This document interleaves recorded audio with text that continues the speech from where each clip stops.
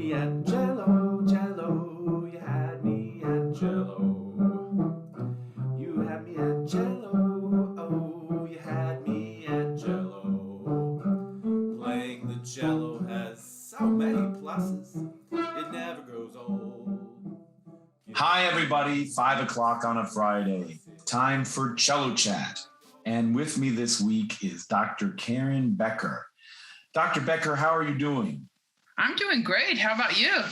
Excellent. I'm doing well, except my voice. I feel I should just explain one of my son's high school soccer games, and they're in the playoff, and if they lost, they were out, and it was 3-2, and the ball just wouldn't go in to tie it back up. So I figured, and some of the other parents did too, well, we must not be yelling enough.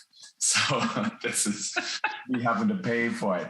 And then I also do want to take a moment and thank Young Auditorium, our sponsors. And so check out their wonderful lineup. It's a fabulous venue at UW-Whitewater. So if you go to uw.edu/Young Auditorium, check out what they've got going on. Thank you, Young Auditorium. So, Karen, can you tell any and all viewers who aren't as familiar yet with your work about who you are and your musical background? Well, I'm Karen Becker, and I'm cello professor at the University of Nebraska Lincoln, in Lincoln, Nebraska, which is the capital. And I love Lincoln. It's a really great place. People are friendly. I've been here for a number of years.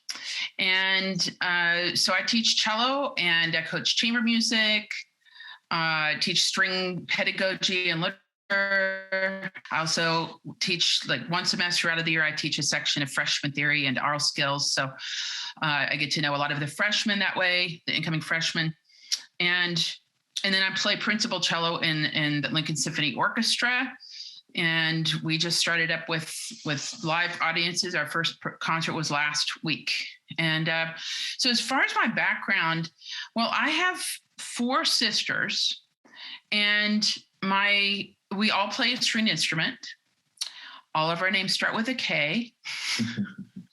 That was a thing back in the years when I was born, to name everybody give everybody a name with the same first letter. There was a family who all of their names in our church when I was growing up, all of their names started with an R. Six boys, all of their names started with an R. And then there was the Becker family, the Becker girls. But my dad was a musician, a violinist and violist. My grandfather Becker had Becker Music Store. They were in business in Huntington, West Virginia, my hometown where I was born and raised. And they were in business from the mid-20s, 1920s to the mid-60s.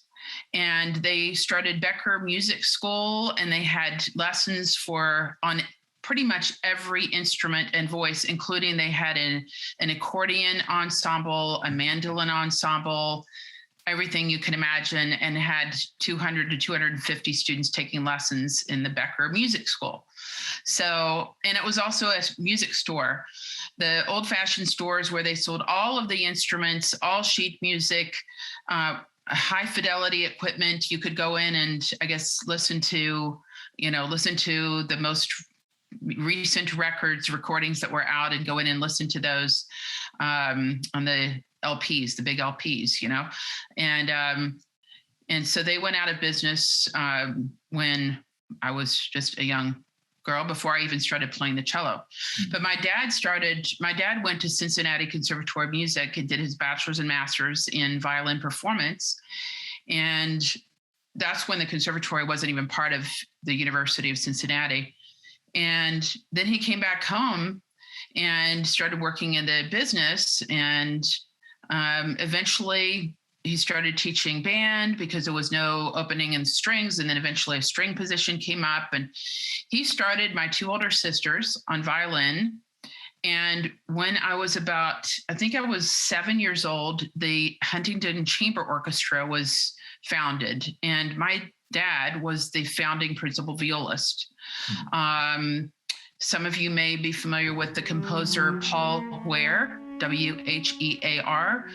And he was the founding conductor. It was his idea to start this chamber orchestra. And he had just moved from Lincoln, Nebraska to Huntington, West Virginia to teach at Marshall University. And so he's been a friend of our family for many, many years. And he just passed away earlier this year, actually. I think he was about 93. And so my dad played in the orchestra, and he started my two older sisters on violin. I'm in the middle.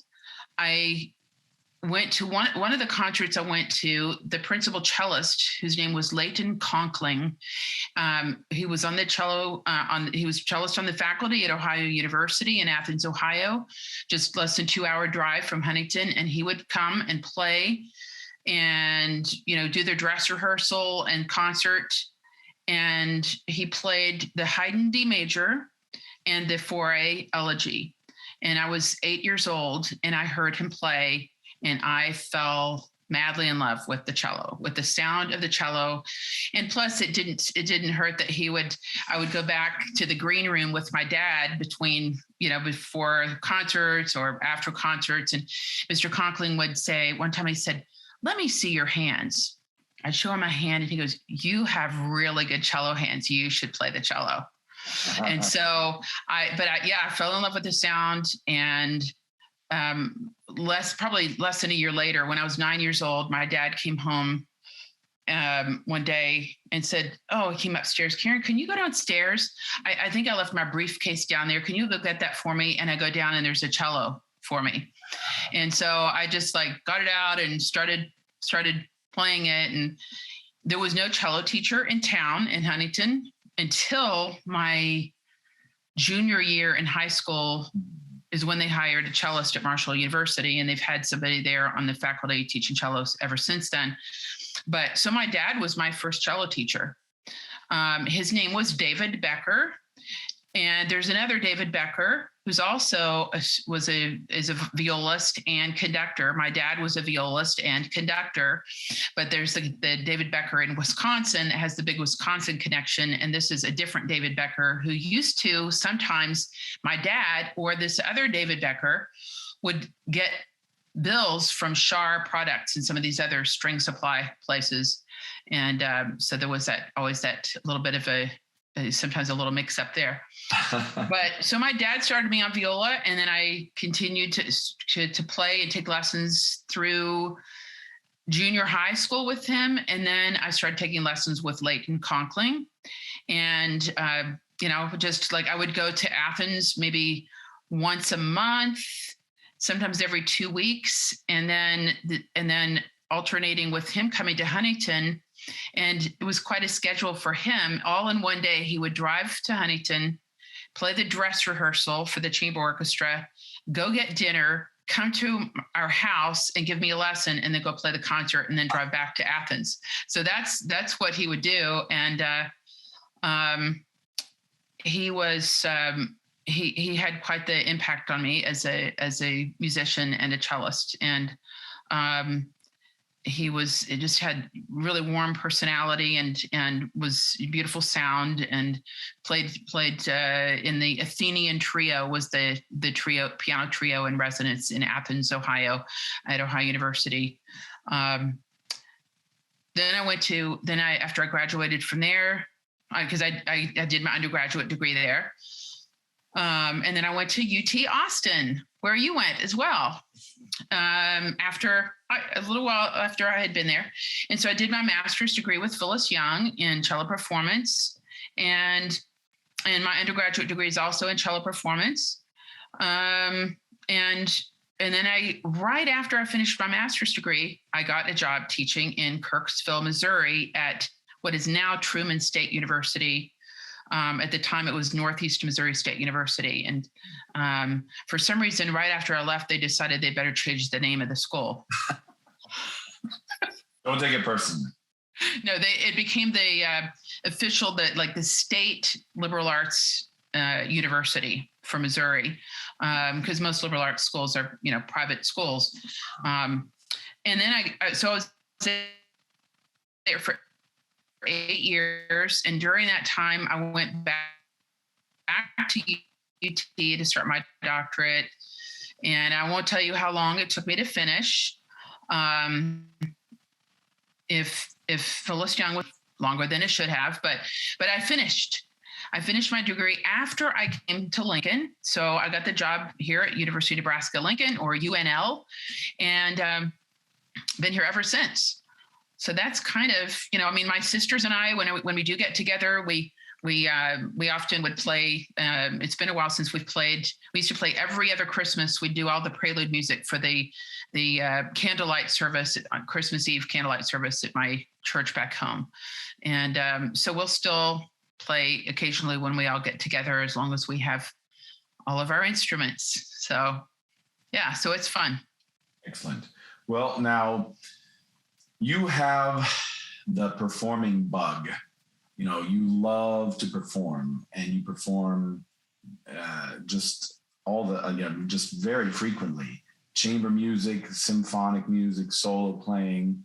So I don't imagine you having days in which you need to motivate yourself or find inspiration to play.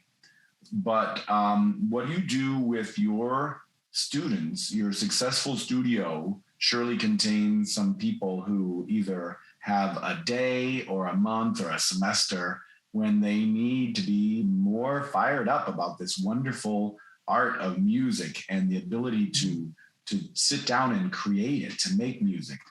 I mean, of course, everybody's different. You're going to teach them a little bit differently based on what they need specifically. But what are some of your favorite go-tos for inspiring your students? Yeah, I mean, I kind of like to think about how it is for myself. You said you would imagine that there's that I'm never in need of having to be motivated to practice. But actually during COVID, especially most of last school year, I didn't do a ton of playing, but fortunately Lincoln Symphony, we did still have concerts. We just had no live audience, and all of the concerts were live streamed. So I was really thankful for that.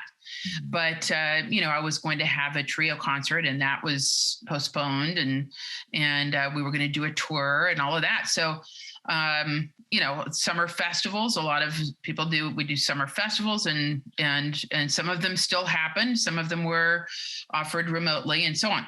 So for me, I kind of like to motivate my students I think they're more motivated if they have some kind of a goal for a performance, and then setting the mini goals. So even if it's whether it's an evening of cello, I kind of carried over what our mentor Phyllis Young did, and we had an evening of cello.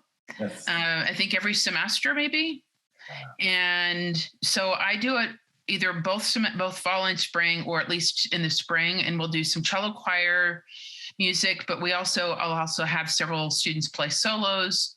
So then that's a motivation for them to perform for that, or if they're going to give a degree recital. Or I also have students who give non-degree recitals, and I really encourage them to do that so that they can prepare their repertoire and feel like, okay, now I have this ready for performance. So that helps keep them motivated. And having other small goals. Obviously, you have to have weekly goals, and then it can be challenging for some people to stay motivated.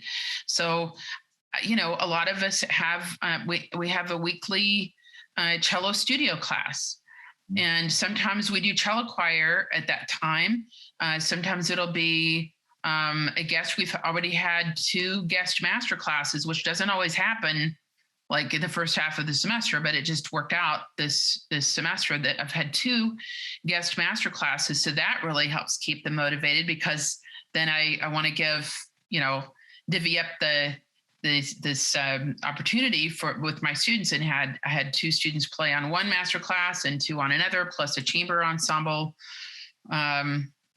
So Jennifer Kletzel was here, who was in the Cypress String Quartet.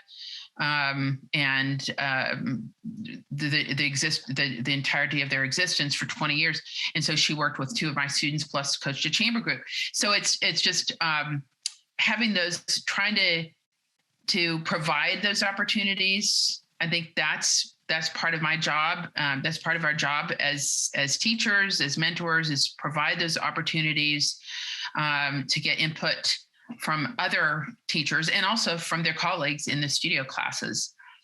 So, I think if you're going to study an instrument, obviously you want to work on technique, and that might include, doing etudes and doing scales and arpeggios and all of those things that make up all of the repertoire, like a lot of the passages in the repertoire that we're playing. So we need to know those. But you're not going to play that on a recital, or not usually in studio class, but I do have students play proper etudes in studio class, or Piatti, caprices, and so on. So I just think a lot of it is if they know that they have a performance coming up, whether it's a recital or an evening of cello or a studio class performance or for a master class, that really makes a difference. So, Great. Yeah. Well, and then of course there's practice, and then there's practice. The really high end practice and polishing to get something just so, where you just have to stay with the piece and keep mining it for ever higher levels, which clearly you're very good at as well. Not only your performances, and people can see you perform on YouTube, for example, if they want, or they could get one of your recent CDs. You're on now the third CD with your piano trio. String trio. Yes, a string trio. String trio. Tell a little bit about that. That CD is not. It's not completed yet. I think the editing is done. We were kind of a little bit on hold for a number of reasons, partly COVID, but. The third CD, so that my string trio is called the Concordia String Trio. A lot of people who play in chamber ensembles, they don't even live in the same state, and physically the same state, so and geographically. So this trio is with the violinist that teaches at Bradley University, who, by the way, I've known her since I was in high school, and we were in undergraduate school together. And so it's really important, those of you listening, it's important, especially if you're students. You never know when somebody you were in college with, or even you've known since high school, you might end up playing in an orchestra with them or a chamber ensemble down the road. And so those connections are really important. And some of the best friends that you'll make, that you'll keep for life, are ones in that you meet in college, especially. And I feel like I'm plagiarizing because we just had our Cellobration last weekend here, and our guest cellist, Ho Anthony On, was telling my students that. But I totally agree that,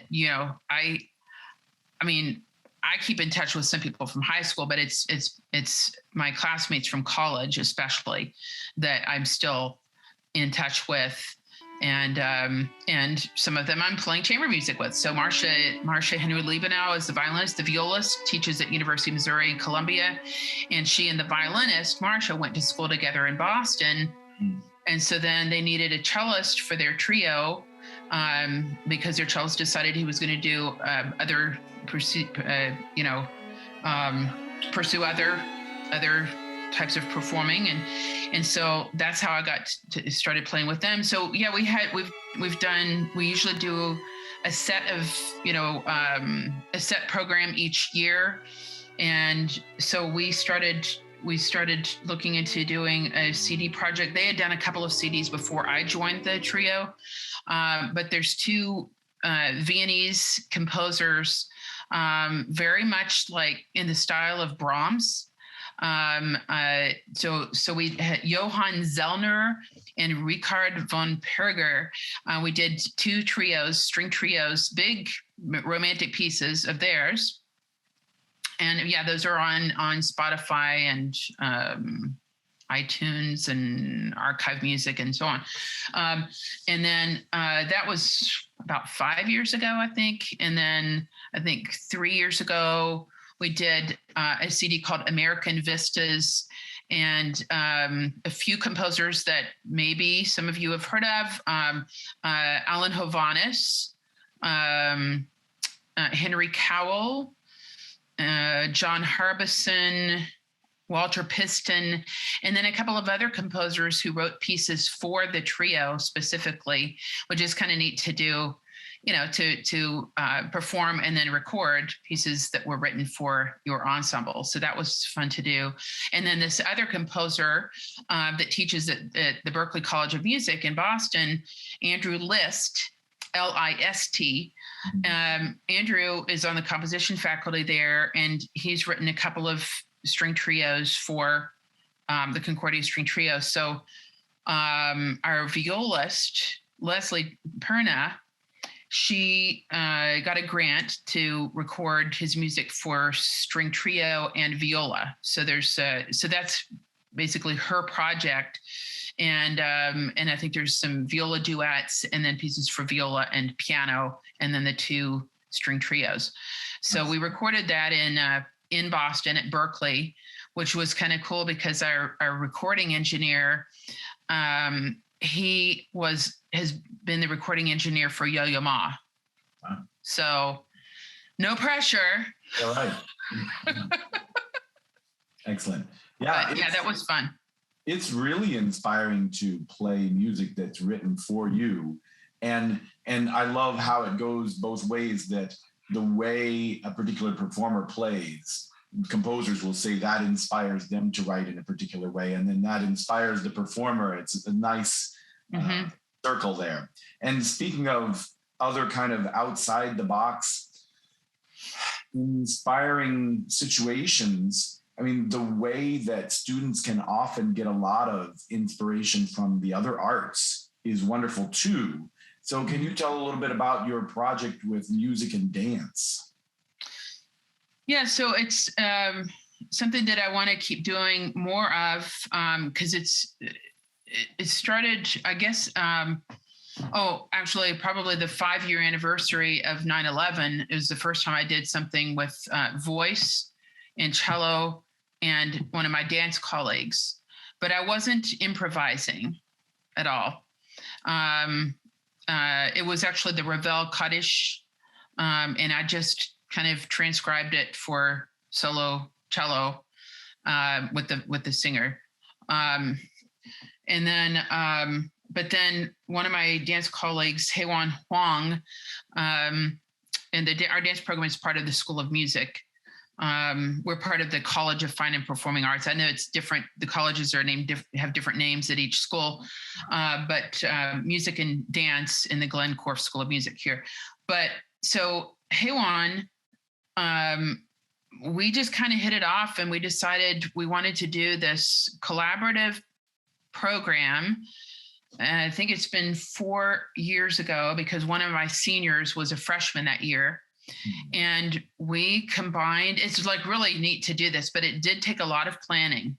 I mean, like at least a year in advance when you do something like this, because it involved my dance colleague, a Tai Chi practitioner who also did dance, and they combined like dance and Tai Chi with me improvising. And that was totally improvising. And then it included my students and I doing a piece written by Ann Wilson, who's a composer in Cleveland, who wrote a piece. You can look it up there's actually several different groups performing this piece called Lament in Memory of Matthew Shepard, the tragic death of a gay student at University of Wyoming that happened 22 years ago. I think it's been 22 years ago. No, it's been longer than that. Anyway, so she wrote this wonderful piece for solo cello and cello quartet. And so I played the solo part with 4 of my students. And then there were 2 dance students who choreographed the music and danced to that. And then I played a solo. I played the Casado solo sonata, and then I did this improvisation.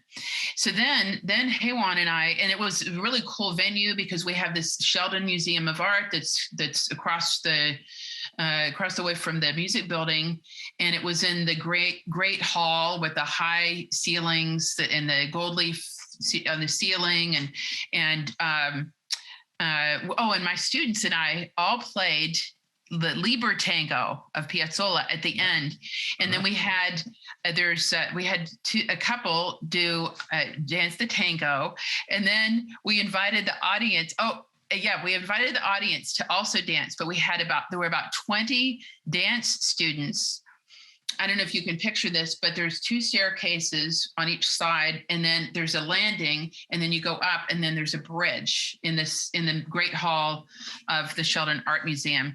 And so there were dancers on the bridge on top and on the landings of the staircases, and we were underneath, like in a nice semicircle, and then the ballroom dancers in the middle of the cello choir. And it was really, really exciting performance and project for me and my cello students, and 20 some dance students, and my dance colleague, and a Tai Chi practitioner, and a visual artist who went around to some of the senior centers in town. And I might have some of this wrong, but she came up with there was this art installation, and it looked like yarn, but it was recycled T-shirts that they wound into what looked like yarn, and that was kind of the backdrop. I'll see if I can find a picture, and I can send it. You can include it Awesome. In your, in the whole video. So anyway, that was a neat project. So then that ended up. I know this is a long answer to your question. So then that led to.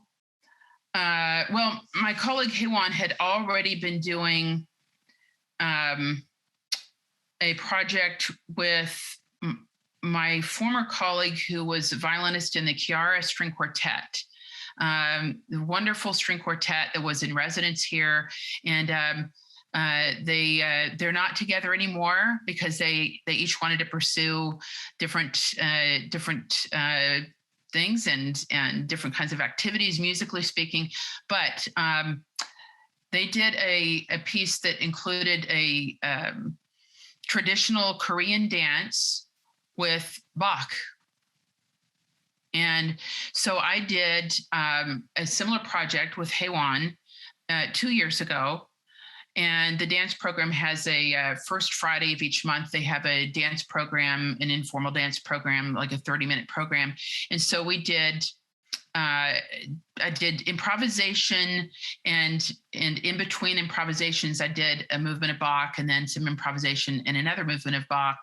And basically, my dance colleague had choreographed what she was going to do, and she knew what Bach movements I was going to play. And then I would kind of improvise before and after each of those, and just watch her. And it's something that is new to me. I haven't taken an improvisation class, like a jazz improv, but this wasn't jazz. And it's kind of fun to do. Have you done some improvisation? Yes. Yeah. Yeah. And to do it either in a specific style or not. Yeah, Mm-hmm. It is definitely activates a different part of the brain, doesn't it? Oh yeah.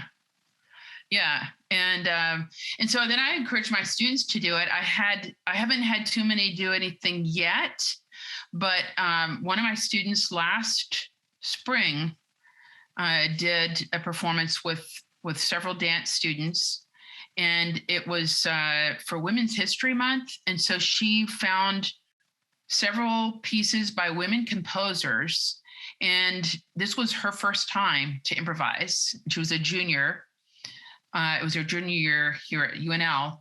And so she took little snippets themes from each of these 4 pieces, 3 or 4 pieces, and incorporated them into her performance, her improvisation with these dance students. So, and you would never, if you heard her, you would never guess it was her first time doing an improvisation in a performance. Super. So I was really proud of her, and she loved doing it. Nice. So I do encourage my students to do. A lot of times they might ask me, well, do you have any other ideas for what I could do? Or I'll just say, look, I kind of like to lead by example too, because if they know that I've done some improvisation, obviously I'm interested in it. And maybe maybe I could explore something like that. And they're like, yeah, you should totally do it. Learn to, meet some of the dance students. I can get you in touch with dance students through my dance colleagues and work out something, so we might be I need to have Haywan come and do a class for my students on Baroque dance. So that's kind of in the works for next semester. And maybe you've done something like that. That's great too. Before. Yeah. So anyway, so those are some of the things. Terrific. And you always have other irons in the fire, projects coming up. Tell us about some of the things coming up. Well, we just had Lincoln Symphony, but it was a good concert. But we also have the Boston Pops was supposed to be here next week with Keith Lockhart, and they canceled their tour, I guess because of COVID. So now Lincoln Symphony is playing a whole program of John Williams, which is a lot of music, but a lot of notes. Yes. And Keith Lockhart is going to be conducting. So that's next week. And, but then the big thing for me is Friday, November 12th, I am performing a concerto by a Swedish composer, and his name was Kurt Atterberg, Atterberg. And I didn't know this piece. I'd never heard it. I was one day, probably 5 years ago, I was painting one of the rooms in my house, and I had Spotify on. And I was listening to a bunch of Truls Mørk, the great Norwegian cellist, fantastic cellist. I was listening to him, and all of a sudden this concerto started, and I'm like, what is that? And I look, and Kurt Atterberg. I'm like, who was that? So so I listened to the whole thing. It's all every move. It's all attacca, and all 3 movements are connected, and like neo-romantic, I guess you would say is neo-romantic. It was written in 1922, very much in the style of like Sibelius. Yeah. So just lush romantic piece. So you all should listen to it. Those of you listening to our podcast, Kurt Atterberg, he wrote one cello. He was also a cellist. So and you can kind of tell, it was written really well for the cello. He wrote a violin and cello concerto, a double concerto with string orchestra, a horn concerto, a piano concerto, and I think 10 symphonies and 10 orchestral suites. Those are he was more of an orchestral composer than anything else. So anyway, you should look him up. But what happened was I heard this and I was like, oh, I would love to play this piece. I have no idea how I can get a hold of music. It was actually really difficult to find it. And I gave a recording. I got the Truls Mørk CD, and I made a copy. I hope I don't get in trouble for saying I made a copy of a CD. Anyway, and I gave it to our conductor of the Lincoln Symphony, Ed Polachek, who was at Peabody for many years, and now he just retired over a year ago. I said, Ed, I would love to play this with Lincoln Symphony sometime. And then he kept forgetting to listen to it. And then finally, I just thought, I'm not going to say anything more to him. And then last May, he end of April, he's like, what was that piece you were telling me about? So I said, oh, it's on Spotify, it's on YouTube. So you all can go listen to it. There's a live performance on YouTube, and there's 2 recordings on YouTube and Spotify. Nicholas Schneider and Truls Moore recordings. So Ed calls me, our maestro. A week later says, "Oh, I want you to play that Atterberg concerto on November 12th." I'm like, "Oh, okay." So anyway, I've been working on it, and it's just been so much fun, and I'm looking forward to it. You know, we start rehearsals that Monday, or Monday or Tuesday, and so that's a big one for this semester. And then I'm doing. Going to play all 5 in 2 concerts, do the 5 Beethoven sonatas with my wonderful piano colleague, Mark Clinton. And he loves Beethoven as well. So we're going to do that. And other projects that are coming up. But those are the Atterberg is the one most pressing right now that I've been working on a lot. So. Outstanding. I'm sure it's going to be a fabulous concert. Yeah, I wish it was going to be webcast, but it's not. So anyone listening who's near Lincoln, come here on November 12th. Hear it, you'll love it. All right. Well, thank you so much, Dr. Becker. It's been a real pleasure talking with you, as it always is. Well, it's great talking with you. Thanks for inviting me. I hope that I can do it again sometime. Terrific. And I hope to see you soon. I know I'll see you in the spring for the ASTA conference. ASTA conference, that's right. Looking forward to and maybe I can come meet your students sometime and work with them. It's been a while since I've done that. And I should have you come here. Yes. So I'd love to be back. All right. Cool.